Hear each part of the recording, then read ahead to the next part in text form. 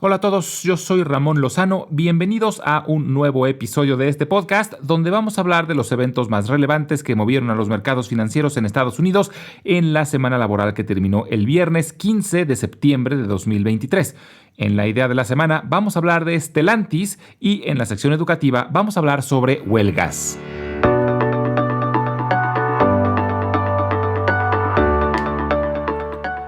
Fue una semana con mucha volatilidad, pero donde los tres principales índices terminaron prácticamente sin cambios. El Dow Jones logró rescatar la semana subiendo el 0.1%, pero el Standard & Poor's 500 bajó el 0.1% y el Nasdaq perdió el 0.4%. Se reportaron dos de los principales índices que se usan para medir la inflación, el índice de precios al consumidor o CPI y el índice de precios de productores o PPI. Ambos mostraron un incremento comparado con el mes anterior, lo que era ampliamente esperado, sobre todo porque el precio del petróleo está en sus niveles más altos del año, pero los índices subyacentes, que son los que excluyen alimentos y energéticos, mostraron una pequeña desaceleración. Existe la preocupación de que si el precio del petróleo y otros energéticos se mantiene elevada por mucho tiempo, esto cause que la inflación en general cambie su tendencia y empiece a crecer de nueva cuenta. Pero por lo pronto, los reportes de esta semana fueron bien recibidos por el mercado y la expectativa sigue siendo que la Fed mantenga las tasas sin cambio en su reunión de este mes, que tendrá lugar esta misma semana. Pero el Banco Central Europeo sí subió las tasas de interés por 10ª vez consecutiva a un nivel récord del 4%. El Banco Central de los 20 países que utilizan el euro señaló que es probable que este sea su último incremento y con esto ponga fin a más de un año de endurecimiento de su política monetaria. En general, las noticias relacionadas a la inflación habían hecho que la bolsa pareciera que tendría una buena semana, pero todo cambió el día viernes, y la noticia que más afectó de forma negativa a los mercados fue el inicio de la huelga de los trabajadores de la industria automotriz. Su sindicato, el llamado United Auto Workers, comenzó la huelga en plantas de cada uno de los 3 antiguos fabricantes de autos de Detroit. Es la primera vez en la historia que hay una huelga en plantas de las 3 principales armadoras estadounidenses, que son General Motors, Ford y Chrysler. El sindicato y los fabricantes aún están muy distanciados después de semanas de conversaciones. Es difícil saber el impacto real de esta huelga, ya que no solo afecta al sector automotriz, también afecta a productores de materias primas, al sector del transporte y muy probablemente a la inflación, ya que si se alarga puede provocar fuertes disrupciones en la cadena de suministros como sucedió a causa del COVID, y esto trajo fuertes incrementos en los precios de autos nuevos y usados. En temas microeconómicos salió a bolsa una empresa llamada ARM Holdings. Es una empresa poco conocida, pero muy relevante dentro del mundo de la inteligencia artificial. Se dedica a diseñar chips y generalmente lo que vende no son los chips, sino sus diseños. Es decir, vende licencias para el uso de su propiedad intelectual. Es una empresa inglesa que Nvidia trató de comprar hace 2 años, pero que no pudo debido a que las agencias reguladoras no lo permitieron. Bloquearon la transacción tanto en Estados Unidos como en Inglaterra y este año decidió salir a bolsa y fue una salida muy exitosa. Sus acciones terminaron más del 20% arriba de su precio de salida. Y esto es muy relevante porque los mercados de capitales han estado prácticamente cerrados los últimos 2 años. No ha habido casi nada de actividad relacionada a nuevos IPOs, y el hecho de que haya habido tanto interés por ARM Holdings hace que sea muy probable que más empresas intenten salir a bolsa. Esto en general lo que muestra es optimismo y mayor apetito por activos de riesgo, pero al mismo tiempo no es muy bueno para la bolsa en general, porque finalmente el que haya más empresas cotizando compite por el dinero de los inversionistas, que tienen que vender otras acciones para poder comprar de las nuevas que salen a bolsa. Entonces, mientras no haya demasiadas nuevas salidas a bolsa, no hay mayor problema, pero si empiezan a brotar como palomitas de maíz, sí suele tener un efecto negativo en el desempeño general de la bolsa. Por lo pronto, esto sí es una buena noticia para la banca de inversión. Empresas como Goldman Sachs, Morgan Stanley o JP Morgan se ven muy beneficiadas, ya que son los principales bancos usados para salir a bolsa. Alphabet, la empresa madre de Google, está siendo demandada por el Departamento de Justicia de los Estados Unidos en un caso de prácticas anticompetitivas. La demanda alega que Google usó de forma injusta tratos con los fabricantes de teléfonos móviles para ser el buscador por defecto en sus plataformas de navegación. También alega que Google usó prácticas monopólicas en su tecnología usada para generar publicidad. Alphabet ha negado haber hecho cualquier cosa ilegal o que atente contra la libre competencia, pero esta semana arrancó un juicio en su contra. El juicio en contra de Alphabet es el más grande desde que el Departamento de Justicia demandó a Microsoft en el año 2000. Se espera que el juicio tarde un par de meses, aunque la resolución puede tardar varios años. En cuanto a reportes trimestrales, fue el turno de dos gigantes del software. Tanto Oracle como Adobe reportaron buenos números, pero ambas acciones habían subido mucho en las semanas antes de los reportes. Esto debido a que las expectativas estaban demasiado elevadas, por lo que sus acciones terminaron bajando esta semana. Pero en general, ambas empresas se muestran muy optimistas con el futuro de sus aplicaciones integrando inteligencia artificial. Finalmente, Lennar, una de las principales desarrolladoras de vivienda, mostró una desaceleración en sus ingresos. Parece que ya por fin empieza a haber una desaceleración en la venta de vivienda. Las tasas de interés de las hipotecas han causado una fuerte reducción en el número de aplicaciones, pero esto no se ha traducido aún en una reducción en el precio de la vivienda, pero es probable que pronto suceda. Lo que sí está pasando, y es un dato muy curioso, es que el precio de las casas de reventa están alcanzando al precio de las casas nuevas. Esto es porque la oferta de casas de reventa está muy baja, o sea, hay pocas casas de reventa en el mercado, y es un efecto colateral de las altas tasas de interés.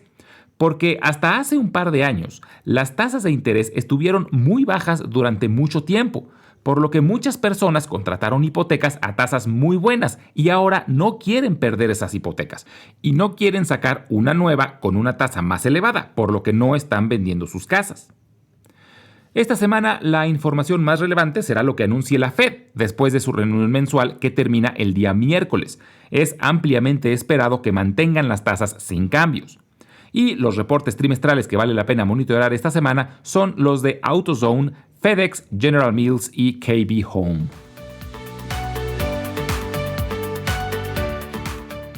En la idea de la semana vamos a hablar de Stellantis. Su símbolo es STLA. Stellantis es una empresa automotriz multinacional que tiene su sede en la ciudad de Ámsterdam, en los Países Bajos. Es una empresa muy nueva. Nació en 2021 cuando se fusionaron dos grandes de la industria automotriz. Por un lado, el conglomerado italoamericano Fiat Chrysler y por otro lado, el grupo francés Peugeot.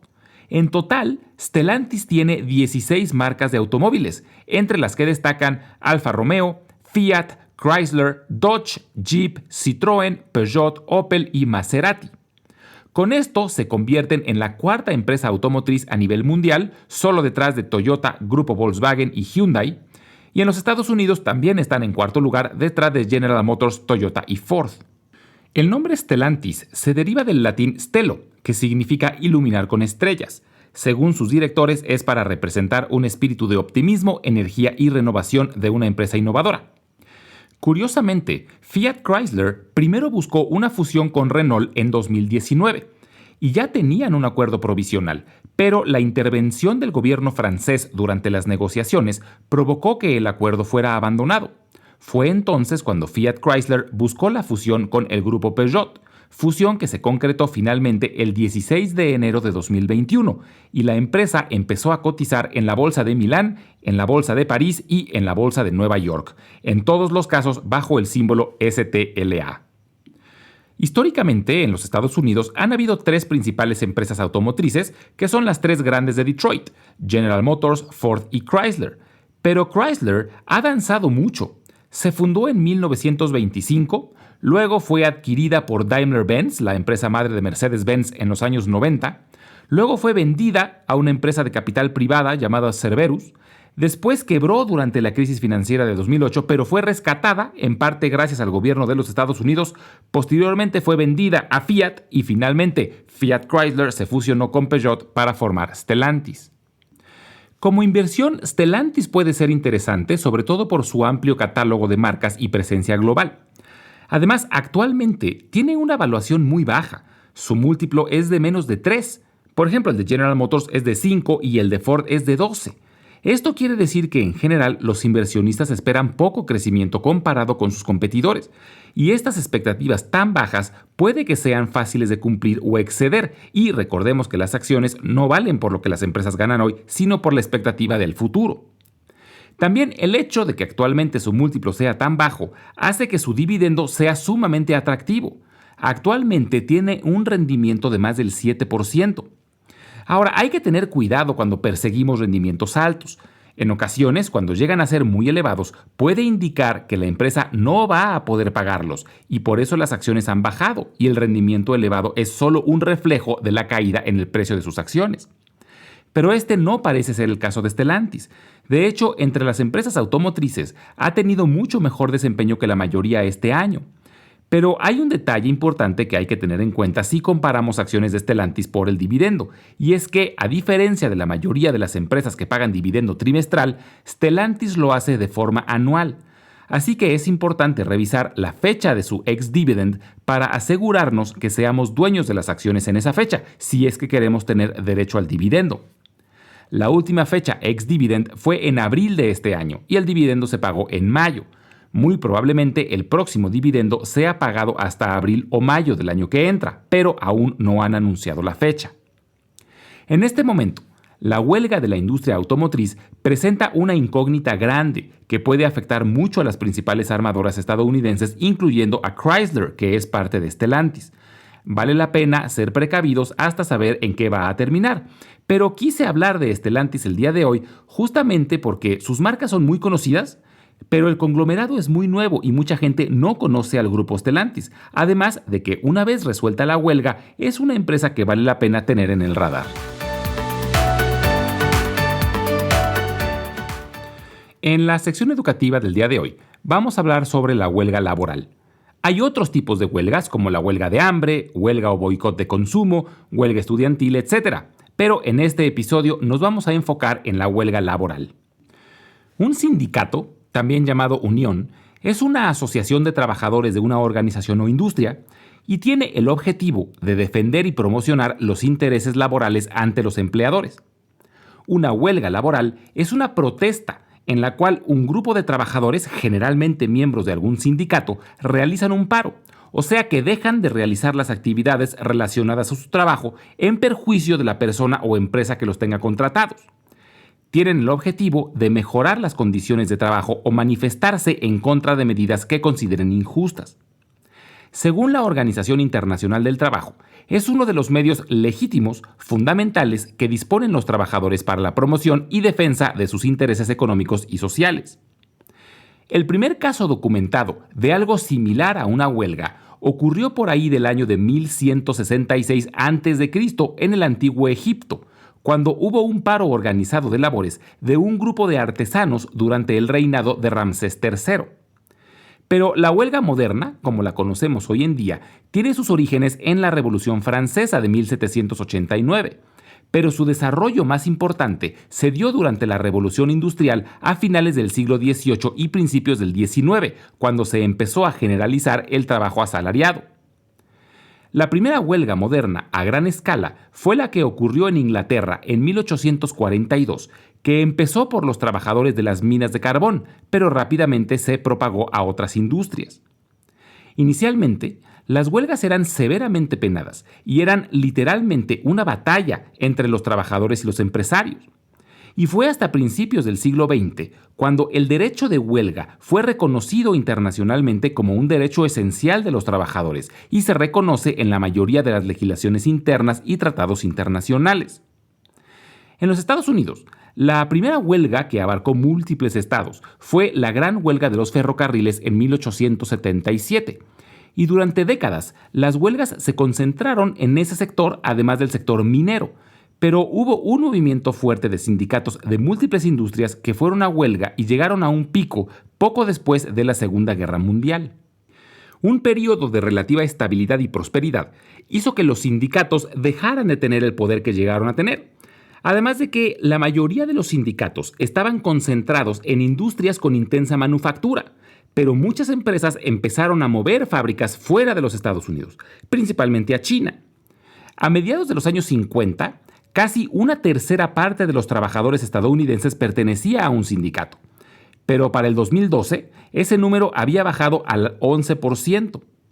A partir de 2016, los sindicatos empezaron a crecer de nuevo, y entre 2018 y 2019, casi 500,000 de trabajadores participaron en huelgas, el número más grande en décadas. Y desde el año pasado, han habido distintos esfuerzos por crear sindicatos en industrias que nunca habían tenido, como la del desarrollo de software. La industria restaurantera también ha visto la creación de nuevos sindicatos, como los que se han creado en Starbucks y Chipotle Mexican Grill. En buena parte, el reciente crecimiento en la popularidad de los sindicatos se debe a que el presidente Biden abiertamente ha dicho que él está a favor de los sindicatos. Y según algunos analistas, no está mal que exista este resurgimiento, sobre todo porque, según algunos estudios, Estados Unidos es uno de los países desarrollados con el peor índice de protección a los trabajadores. Uno de los indicadores que muestra esto es la cantidad de huelgas que han habido. Estados Unidos es por mucho el país desarrollado con más población en el mundo. Sin embargo, se sitúa en el número 11 en cuanto a número de huelgas, muy por debajo de los primeros 5 que son Dinamarca, Islandia, Canadá, España y Noruega, aunque todos estos son países mucho menos poblados. En países donde hay mayor protección a los trabajadores, suele haber más huelgas, ya que los trabajadores se sienten empoderados a solicitar cambios. Contrariamente, en países con dictaduras o tiranías, donde los trabajadores prácticamente tienen nulas posibilidades de obtener mejoras, las huelgas son casi inexistentes. Solo este año en los Estados Unidos ha habido huelgas de enfermeras, escritores y actores, baristas de Starbucks y choferes de UPS. Pero la más importante por el número de trabajadores es la que inició el pasado viernes, que es la de los trabajadores de la industria automotriz, y está siendo muy seguida, ya que lo que este sindicato logre seguramente servirá de referencia para otros sindicatos que estén contemplando iniciar una huelga. Entonces, será interesante ver el desenlace de esta huelga y sobre todo qué tan larga llega a ser y qué efectos puede tener en la economía en general. Según algunos analistas, el sindicato tiene suficiente dinero para aguantar 5 semanas en paro, pero cada día de huelga a la economía estadounidense le cuesta más de $500 millones.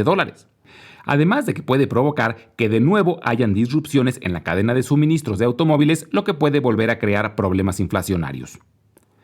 Como siempre, les recuerdo que las transcripciones de todos los episodios las estaremos subiendo al blog invertirenlabolsa.substack.com, al que pueden también acceder directamente desde la página www.ramonlog.com. Y si lo prefieren, estaremos subiendo los audiogramas a YouTube, donde los pueden encontrar como Invertir en la Bolsa Podcast. Finalmente, les dejo mi correo electrónico por si tienen alguna duda, comentario o sugerencia. Es ramonlog@yahoo.com. Muchas gracias y nos escuchamos en el próximo episodio.